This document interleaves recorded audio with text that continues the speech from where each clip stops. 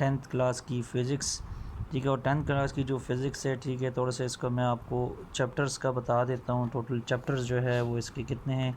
ये आपकी 10th class की बुक है, ठीक है, फ़ेडरल में जो पढ़ाई जा रही है, ठीक है, फ़ेडरल डायरेक्टरेट ऑफ इस्लामाबाद, ठीक है, उसमें ये पढ़ा रही है आजकल। और इसमें आप देख लें जो आपके चैप्टर्स हैं, ठीक है, वो चैप्टर नंबर 10 से शुरू हो रहे हैं, ठीक है, क्योंकि चैप्टर नंबर 9 तक आपके 9th की बुक में था, तो अब चैप्टर नंबर 10 से शुरू हो रहा है। जो पहला चैप्टर है simple harmonic motion and waves, जो अभी हम शुरू करेंगे, ठीक है।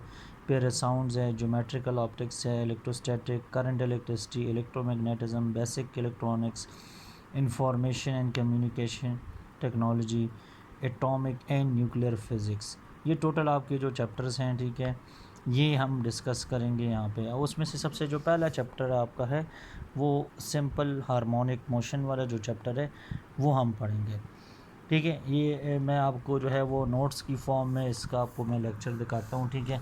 यहाँ से फिर आप लोगों ने इसको करना है। तो यूनिट 10 से हम शुरू कर रहे हैं, ठीक है। और यूनिट 10 जो आपका है वो है simple harmonic motion and waves. अच्छा, इसका जो सबसे पहला टॉपिक है, ठीक है, स्टार्ट में तो ये दिया हुआ है कि ये चैप्टर आप पढ़ेंगे तो क्या क्या आप समझ जाएंगे, वो आप चैप्टर पढ़ेंगे तो आपको ख़ुद पता चल जाएगा।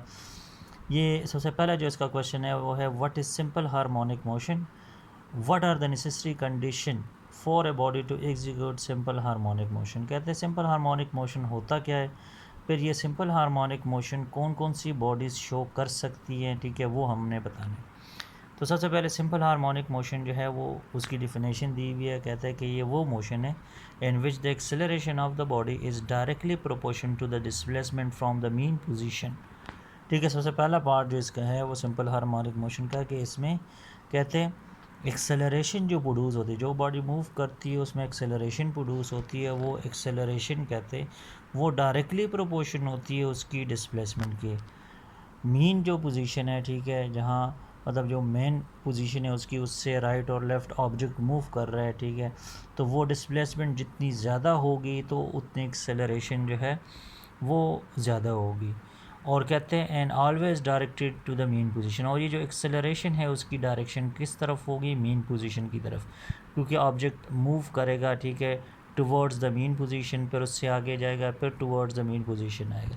तो सिंपल हार्मोनिक मोशन वो मोशन है जिसमें एक्सेलरेशन जो है वो डायरेक्टली प्रोपोर्शनल टू डिस्प्लेसमेंट हो और always towards the mean position, ठीक है। तो ये है सिंपल हार्मोनिक मोशन।